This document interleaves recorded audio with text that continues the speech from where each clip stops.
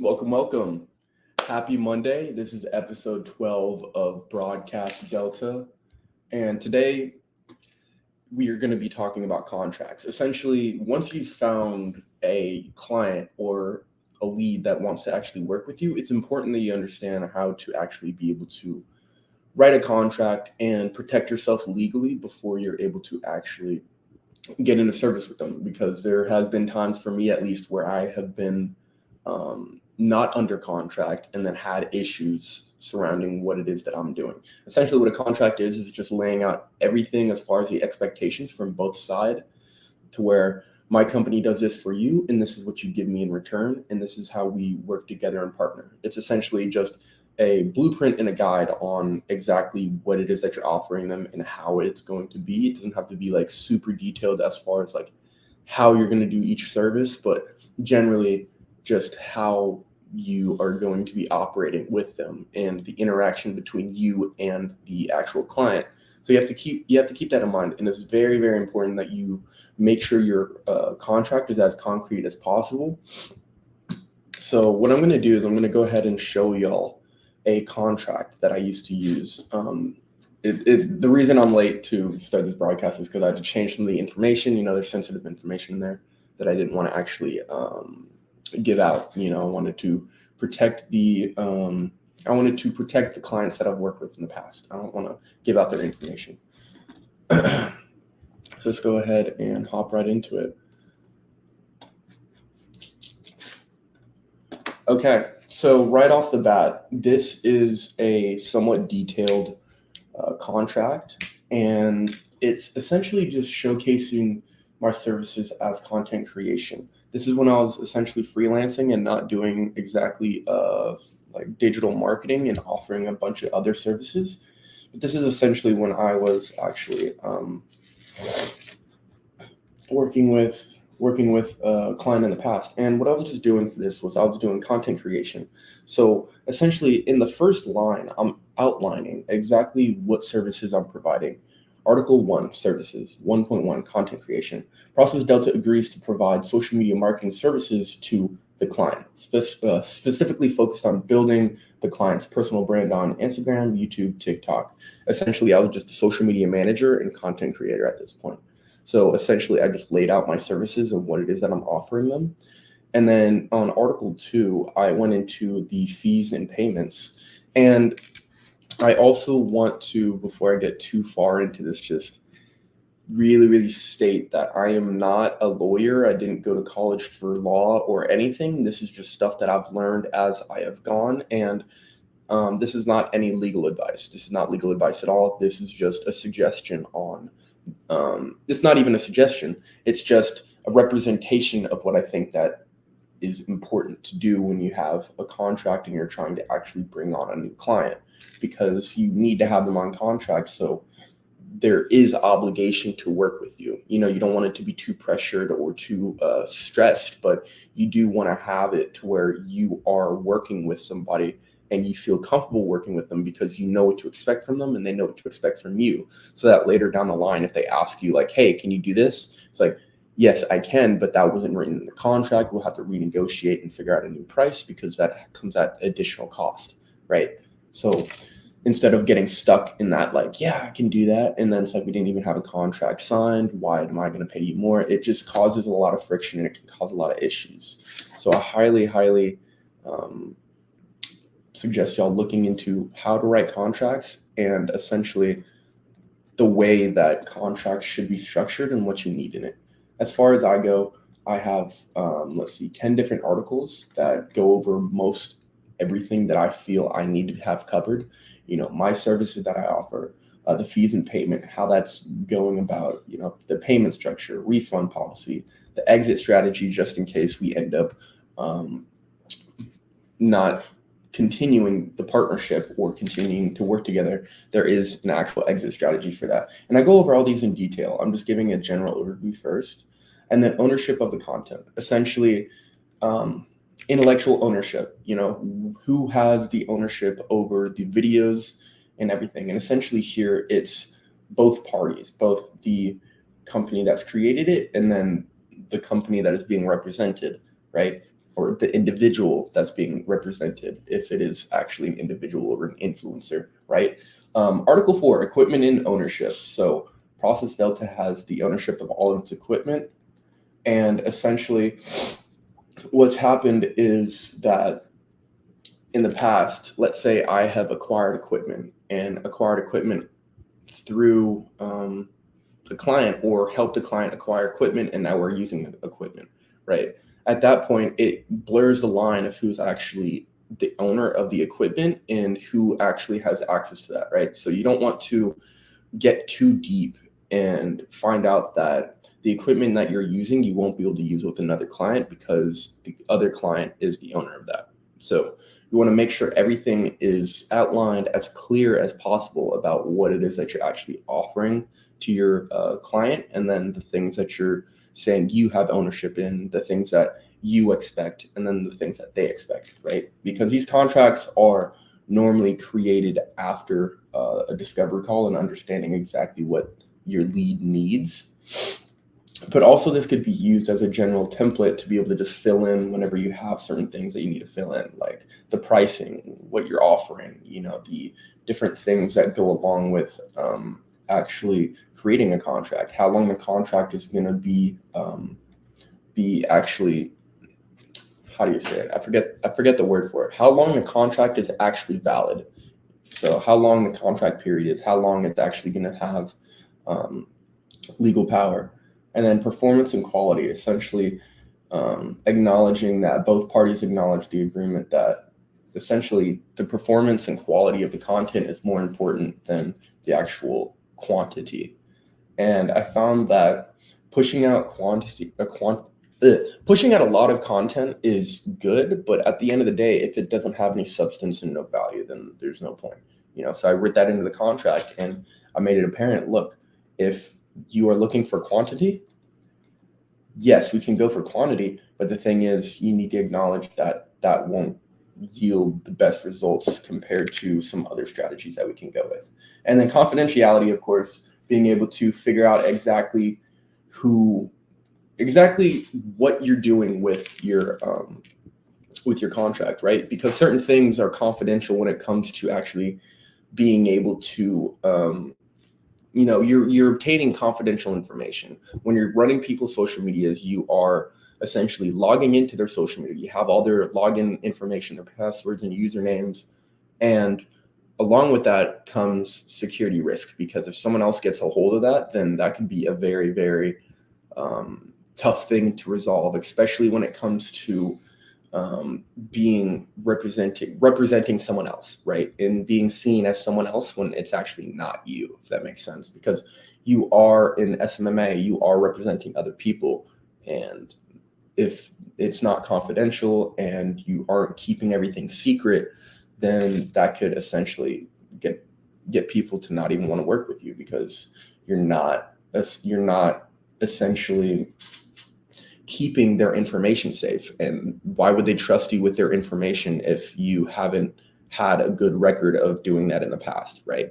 So essentially, you want to make sure that everything that you feel is important in what this contract actually has laid out, you need to figure out exactly what it is that is best for what you are doing in your business, and essentially writing all of that out, all the information, everything that goes into exactly what it is that you're offering. Nothing more, nothing less, because you don't want to leave anything on the table. You don't want to leave anything on the table, because if you end up leaving anything on the table, it could essentially sorry, I'm just blanking. It's been a morning. I can definitely tell you that.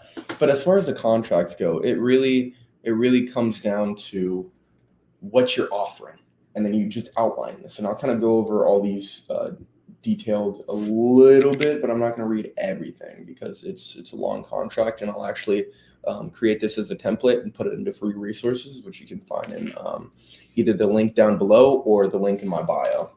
So content creation. Process Delta agrees to provide social media marketing services to the client, specifically focused on building the client's personal brand on Instagram, YouTube, TikTok. This includes filming, editing, and creating content tailored to educating in teaching others about the co-founder's success as a young entrepreneur by utilizing AI and specialized software to identify optimal content topics and analytics software to assess content performance. So essentially, that's what I offered back then when I was just doing content creation, right?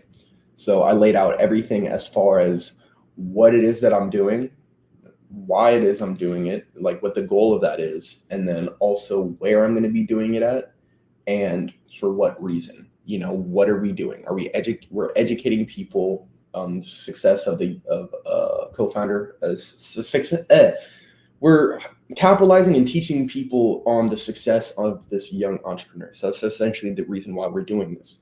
And then the next most important part is got to be the fees and payments. Essentially, how much you're being paid, how much you're being compensated for the work that you're doing, in how much time. Is it a year long? Is it monthly? Is it weekly, daily? Are you paid by the hour? You're trying to figure out exactly what that looks like. And that has to go with exactly what it is that you're trying to do and what you're trying to achieve, right? So with Article 2 payment structure, the client agrees to pay Process Delta a monthly fee of $7,200 for the services rendered. Payment shall be made in 2 equal installments of $3,600, with the first payment due on the 1st of each month and the second payment due on the 15th of each month. And essentially, that's just outlining exactly how much I'm going to be getting paid for the services I render, which we stated above, which was the services, right? And then the payment structure, exactly how much I'm being paid for what it is that I'm offering. And normally I split it up into 2 different payments, so it's not like such a heavy payment at the beginning of the month, so the 1st and the 15th. But you also have to realize, okay, what is it that you're doing? What is it that you're offering? And what is realistic for you in getting paid? So that's got to be something that you think about and understand.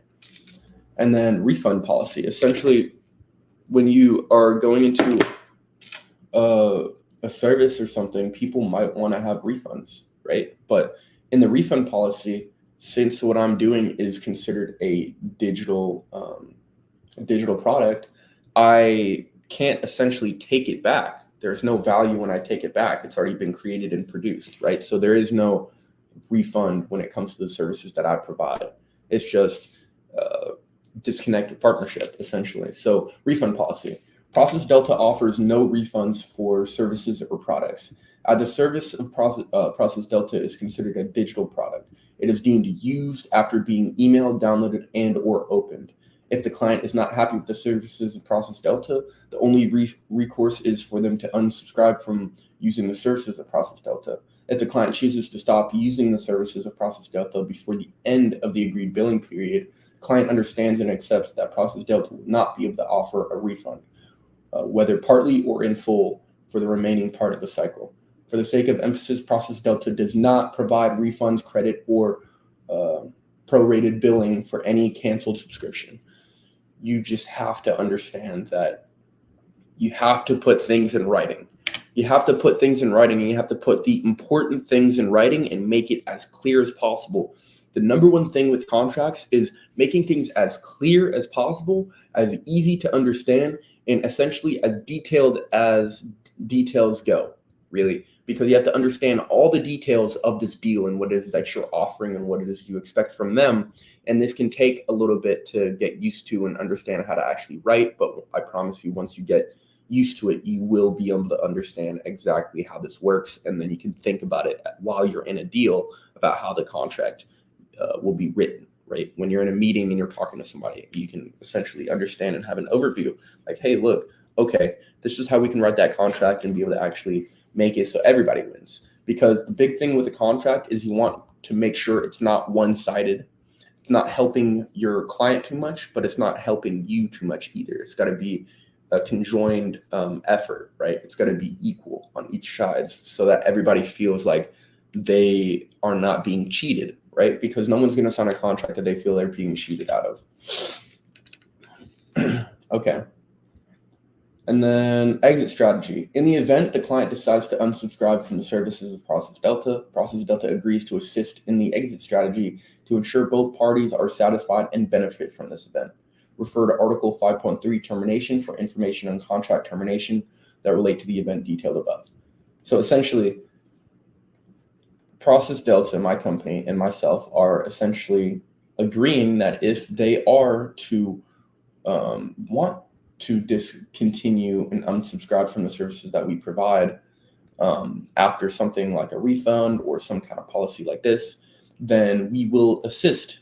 We will assist them. We're not going to leave them out in the dust to dry, right? Because we're not going to leave them out to dry and have them go on to the next person and be like, yeah, don't work with them. You know what I mean? Because they didn't help us out. They didn't help us in general. And if you do this exit strategy, right, you help the client shift to something new or shift to essentially the next service that is going to be provided, maybe not by you, but by another person, that could essentially still create some kind of reputation with them, right? Because you are still helping them, even though after they've told you that they don't want to work with you anymore. It's like, okay, I understand. Let's make this as smooth as possible. And then that kind of attention to detail and service will go a long way. That can allow them to go to their friends or other business owners and recommend you, even if they are not able to continue working with you. Maybe it's just circumstance, but having this exit strategy can allow them to like almost rethink and be like, okay, yeah, they're actually trying to help us. They're not trying to leave us out to die. They're not leave us out to dry, not die, but they're not trying to just take our money. It's not just a transactional kind of relationship. And I think that's in business is it can't be 100% transactional because it's superficial, and I don't think that relationship is going to go very far, and the people you're working with aren't going to want to help you. So, I like to keep some kind of stuff like that in the actual contract to showcase that I am trying to help. I'm trying to get them to the next level, and things don't always work out. And here's the solution to that problem before it occurs. This is how we'll go about doing that, right? And then Article 3, ownership of content. Essentially, this is just saying who has ownership of the content that's being created, which is both the client and the company, which is Process Delta. And then we already talked about equipment and ownership and why that's important. Contract period. So when it comes to contract period, you want to make sure that you know how long of a contract you want to sign with these clients that you're working with. Is it going to be a month-by-month basis, no obligation, or is it going to be more of a actual, more of an actual month, month trial or a month period, where it's like, 4 months of contract, and then you can renegotiate after that. If renegotiation isn't had, then we can renew the contract for another 4 months. So essentially here, that's exactly what we did. The contract period is 4 months, commencing from the start date during which full services will be provided. After the 4 months, if either party does not terminate the contract, then the contract will continue under the agreements outlined in this document until terminated. Either party may terminate this agreement by providing a written notice of termination at least 2 weeks in advance. Only after the fourth month of the initial contract. So essentially, they cannot terminate the contract before the 4 months of the initial contract period. And that essentially protects you from them trying to back out and not have to pay you before you essentially are servicing them and providing something to them. And let's say down the line, halfway through the contract, 2 months down the line, like, oh, we don't want to pay you for this month. It's like, but you have to. It's written in the contract right there. I can go to collections. I can get legal involved, So it's really just making sure that you are protecting yourself and really protecting what it is that you own and what it is that you offer, and making sure that you get what it is that is yours, right? Because if you're offering something, if you're providing value, then you deserve something in compensation for that. And then we already talked about performance and quality. Yeah, and then confidentiality, really just stating that we will do everything in our power to maintain confidentiality with all of the information that we are being provided by the actual client when it comes to their usernames and passwords and different things that we're logging into to be able to actually manage their accounts. And then release of liability. Essentially, this releases Process Delta and my company from any liability that comes along with what we offer. So the client releases process delta from any liability for injury or loss resulting directly or indirectly from the services. The client acknowledges that they are partaking in the service at their own risk, responsibilities. Furthermore, the client agrees that they bear complete responsibility for the consequences of any action or failure to act, whether or not suggested by process delta in the course of providing services. Essentially, just whatever we do, they understand that it's at their own risk. We can't promise anything is going to happen. We can't promise that we're going to get you to the moon or we're going to get you 100,000 in the first week. It's more of like, look, this is your reputation. We are representing you online and on social media. We will communicate with you and try and fit your brand and what it is that you're trying to do. But at the end of the day, if something negative is to happen, we are not liable for that. We are not liable for any destruction of reputation or anything of that sort, because that can get very complicated and it's not something you want to deal with. And then general provisions, essentially just basic law. This entire agreement, and this agreement constitutes the entire understanding between process delta and the client and supersedes any prior agreements or understanding, whether written or verbal, related to the subject matter herein. Essentially, this is just stating that this document right here is the only agreement we have. Nothing that we talked about beforehand, nothing that we agreed on beforehand will matter. Once they sign this contract, this is all that matters, and this is all they will refer to as far as it goes with what you provide, the pricing, and everything that goes along with what you're doing, right? And then governing law. Essentially, this is just essentially where the law is going to be enforced, what jurisdiction, that kind of thing. If legal was to, what laws are being followed, and then in a certain situation, if they had to actually start to go to any legal issues, it would be under the jurisdiction of Texas. That's normally what I put because I am in Texas. So we follow the Texas laws. And essentially, if any legal problems were to occur or to come up, then we would essentially be under the law of Texas rather than any other state. Let's say they're in California. Since they've signed this contract, they will be binded under Texas law. So you want to make sure that you kind of do your research, make sure that you know where it is that you are trying to essentially be doing your business out of. So, and then serviceability. If your provision of this agreement is held to be invalid or unenforceable, such provision shall be served and remaining provisions shall remain in full force and effect. So essentially, if anything in this contract is seen as unenforceable or not able to be completely forced, then essentially it just won't matter at that point, right? And maybe I have that wrong. Maybe I am not thinking about that in the right situation. But essentially, this contract and things inside of it, if they are unenforceable, will not be enforced, right? So if it's like some wild, crazy kind of writing in the contract that is not possible at all, like, oh, I'll get you 50,000 new leads in the first week, that's not enforceable because that's not realistic, right? But I mean, maybe it could be enforceable. Maybe I'm just thinking about it wrong. Like I said, I'm not a lawyer.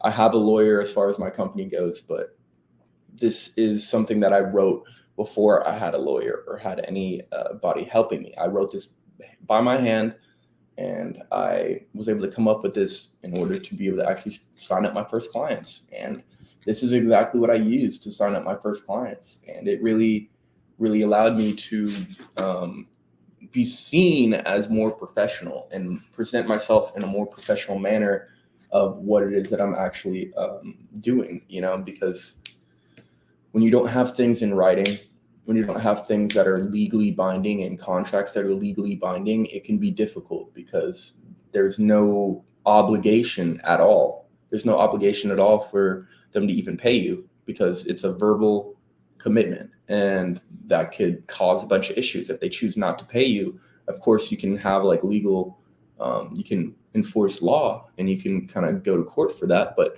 that's a long process and you don't want to deal with that, especially when it comes down to a verbal commitment, like someone saying that I will pay you X amount and they don't pay you X amount.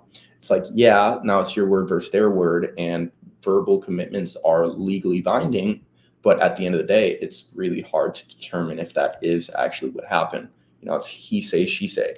And part of that will take a lot of time and a lot of resources away from your business and what you're doing. And you don't want to have to deal with that. So I would say, first off, you just have to understand contracts before you even try and sign on anyone. You have to know that people aren't always going to try and help you out, right?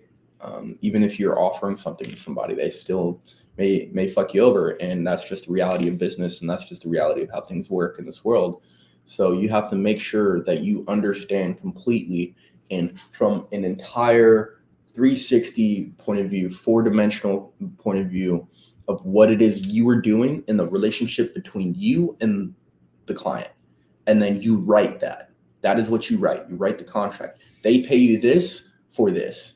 And these are all the information that goes along with this. I own my equipment. They own their equipment. They take responsibility for any liability, and we have no liability for what happens, right? So it's essentially just saying, like, who is responsible for what is happening, and who has to do what based on what. And I really love contracts. It may not seem like I do right now, but I'm low energy. I'm not gonna lie. I'm still trying to get in my momentum of today. Got a lot to get done today.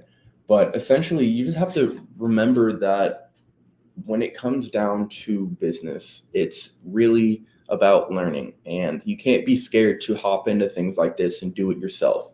Because at the end of the day, if you're not doing it, then people can take advantage of that. And that can really put you in a tough spot. And you don't want to have to be in that position, especially when you're just starting. It can be very, very, very difficult to go about things that cost a lot of money when you don't have a lot of money yet, because that's why you're doing this. You're trying to get to that next level. You're trying to get to a better place in your life, or try to do something great in your life, right? And part of that is trying to cover yourself everywhere you can. And I love contracts because I'm able to, for me, I'm very analytical. I look at the numbers. I look at pretty much everything, and I strategize beforehand before making plans and executing on them, right? So I have to make plans and build out the strategy for it before I even execute on that, because for me, that's just the way I function. And part of that is writing out a contract and understanding, okay, so down the line at this point, this is what can happen, and thinking about it down the line, understanding where it is that we're going to be when we're actually at this point. What happens when the contract period runs up? What do we do then?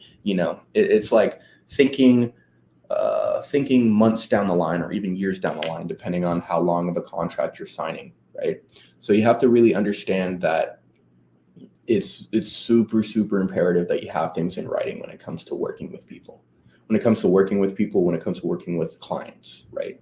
People that are paying you to do something, because money can make things complicated. And a contract is meant to simplify that. Even though it may not seem simple, trust me, it's a lot more simple than not writing a contract and then figuring shit out along the way. Not telling them exactly what it is that you offer, and then them coming to you and asking you to do something that you can't do. And then they're like, okay, why am I even paying you that? It can spiral down. And then that's how, essentially, for me, I ended up losing my first client.